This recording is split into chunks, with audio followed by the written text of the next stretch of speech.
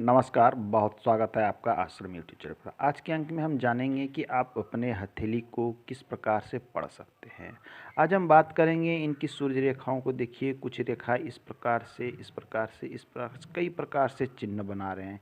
इनके गुरु पर भी कुछ चिन्ह इस प्रकार से बन रहा है। ये चिन्ह क्या कहता है?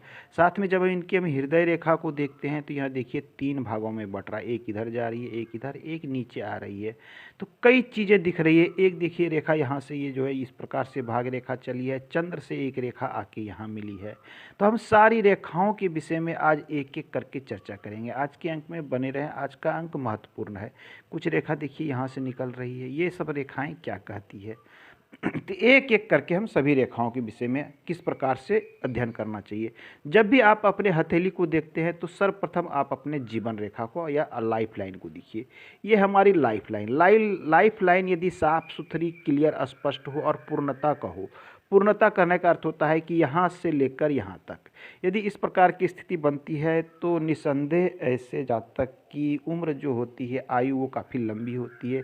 लंबी कहने का अर्थ या 90 वर्ष के आसपास आप मान के चल सकते हैं। सबसे पहली बात, मस्तिष्क रेखा के बाद हमें जो दूसरी प्रमुख रेखा देखनी चाहिए वो हमारे हथेली में होती है हृदय रेखा। ये हमारी हृदय रेखा, ये जो रेखा आप देख रहे हैं यहाँ से, ये देख लीजिए, ये हृदय रेखा इस प्रकार से, ये आपकी हार्ट लाइन है जो आपके हृदय की भावनाओं को, आपके प्रेम संबंध को, आपके मन को निरूपित करती है। इसलिए इसे हृदय रेखा या हार्ट लाइन भी कहा गया है। अब हम देखते हैं कि ये रेखा हार्ट लाइन है। ये देखिए यहाँ से चली है, यहाँ से एक भागों में यहाँ, तो इस प्रकार से ये ऊपर जाना, अर्थात ऐसे जातक के जो मन में होते हैं वो प्रेम के प्रति समर्पित और निरूपित होते, इस प्रकार की चीज़ों को दिखलाता है। लेकिन जब इसकी एक शाखा को निकल कर हम देख रहे हैं कि यहाँ पर ये मस्तिष्क रेखा पर झुक रही है, तो यहाँ होते हैं कि ऐसे जातक किसी के बहकावे में आके या मन के बहाव में आके कुछ ऐसे कार्य करते हैं जिनके कारण इनको बाद में नुकसान या हानि उठानी पड़ती, इस प्रकार की चीज़ें उत्पन्न होती है। ऐसे जातक जिनकी भी रेखा ये झुकती हो नीचे या झुककर आपकी मस्तिष्क रेखा पे छूती हो, ऐसे जातक को किसी भी कार्य को करने से पहले विशेष सतर्कता रखनी चाहिए। तो अब देखिए यहाँ पर हम देख रहे हैं कि इनके गुरु पर्वत पर कुछ चिन्ह बन रहा है। तीसरी पोजीशन, 2 रेखा हम देख ली। तीसरी रेखा जो प्रमुख होती है ये हमारी होती है ये माइंड लाइन, जिसे मस्तिष्क रेखा कहते हैं।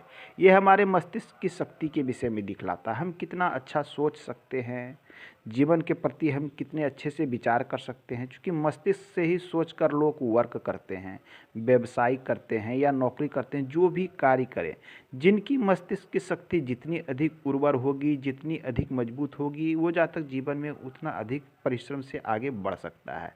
तो अच्छी मस्तिष्क रेखा का हथेली में होना अपने आप में एक अच्छा एक संकेत होता है। तो मस्तिष्क रेखा जितनी स्पष्ट, क्लियर और साफ सुथरी और लंबी हो उतनी अच्छी मानी जाती है। लंबी मस्तिष्क रेखा वाले मानसिक रूप से काफ़ी सबल और सशक्त होते हैं, विषम परिस्थितियों से घबराते नहीं हैं। ये तो मस्तिष्क रेखा। तीसरी के बाद आपको जिन रेखाओं को, पहला तो हमने देख लिया ये लाइफ लाइन, ये हृदय रेखा, हार्ट लाइन, ये मस्तिष्क रेखा। चौथी रेखा जिसे हमें देखनी चाहिए हथेली में, उसके बाद वो आती है रेखा हमारी भाग्य रेखा।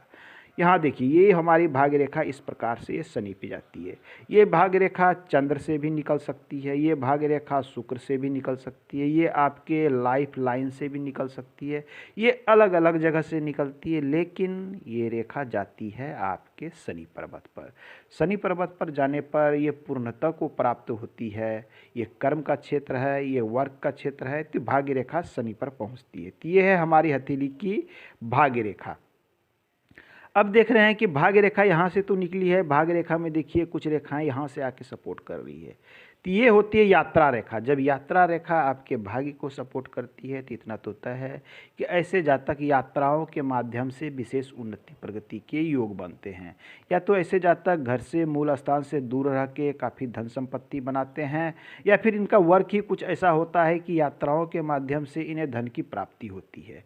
यदि ऐसा वर्क नहीं भी करते हैं तो कुछ, यदि इस प्रकार के वर्क को चुन लेते हैं जिसमें इधर से उधर जा के किसी प्रकार के वर्क हो, यात्रा से रिलेटेड हो, तो इन्हें विशेष उन्नति प्रगति भी देखने को प्राप्त होती है। तो यहाँ आइए, ये कुछ मूल रेखाएं थी। अब हम देख रहे हैं इनके गुरु पर्वत को। तो गुरु पर्वत पे देख रहे हैं कि कुछ रेखाएं यहाँ से इस प्रकार से जा रही है। तो ये रेखा यदि क्लियर और साफ सुथरी आपके हथेली में पहुँचती है तो इसे स्वाभिमान की रेखा या महत्वाकांक्षा की रेखा या इच्छा पूर्ति रेखा भी कहते हैं। ये रेखा साफ सुथरी और क्लियर होगी तो ऐसे जातक की इच्छाएं भी अवश्य पूर्ति होती है, ये शुभ मानी जाती है।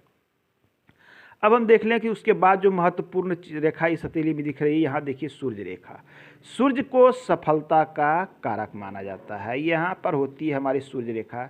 ये रेखा जितनी साफ सुथरी, क्लियर, स्पष्ट और लंबी होगी, जातक को सफलता उतनी ही अधिक और अच्छी मिलती है। ये चीज़ें आपको हमेशा याद रखना है।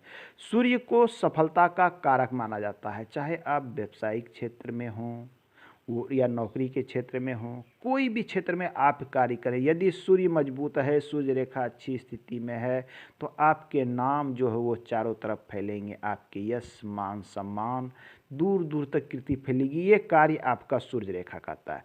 तो सूर्य का मूल रूप से कारण होता है कि आपके नाम को ब्रांड बनाने का वर्क सूर्य करता है और आपको धन देने का कार्य ये भाग्य रेखा करता है। तो ये सब कुछ हम 4-5 रेखाओं की बात कर रहे थे जो हथेली में प्रमुख होती है। उसके बाद देखिए कुछ रेखा प्रमुख रेखा होती है। ये तो हो गई सफलताओं से संबंधित रेखा। अब देखिए कुछ रेखा यहाँ से इस प्रकार से आपके भाग्य हथेली के लाइफ लाइन को काटती है। इन रेखाओं को प्रभावक रेखा या राहु रेखा कहा जाता है।